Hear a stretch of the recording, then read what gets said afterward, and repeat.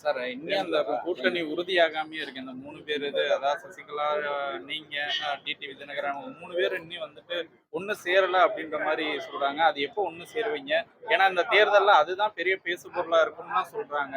அதுக்கான வாய்ப்பு இருக்குமா? உங்களுடைய ஆசை நிறைவேறும். இல்ல என்னுடைய ஆசை இல்ல, உங்களை நம்பி இருக்கிறவங்களுடைய ஆசையா அது இருக்குது. வாசல் இருக்காரு. சரி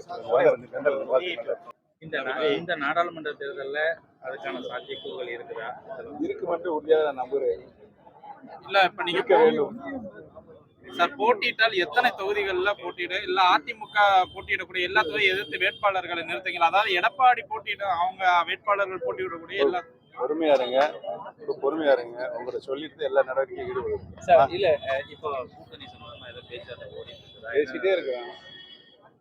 யார் இன்னும் முடிக்கல, தமிழ் மற்ற கட்சியெல்லாம் இன்னும் முடிக்கல. பார்த்துட்டு உறுதி செய்வோம். பெரும்பாலும் எல்லா கட்சிகளுமே பாஜக தவிர்த்துட்டாங்கன்னு சொல்றாங்க. உங்களை எடப்பாடி கூட அவங்களை தவிர்த்துட்டாங்க. எங்களை பொறுத்தவரை பாரதிய ஜனதா முழுமையாக ஆதரிக்கிறோம்.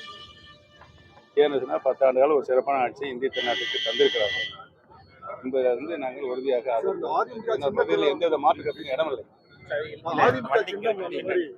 இப்போ அவங்க உங்களோட இணையாத ஒரு சூழ்நிலையில திரும்ப ஒரே கேள்வி இல்ல நாங்க என்ன கேக்குறோம்னா, அவர் சப்போஸ் எடப்பாடியால அவர் இன்னும் பிடிவாதமா அப்படியே இருந்தாருன்னா நம்ம அடுத்த கட்ட நடவடிக்கை என்ன இருக்கு?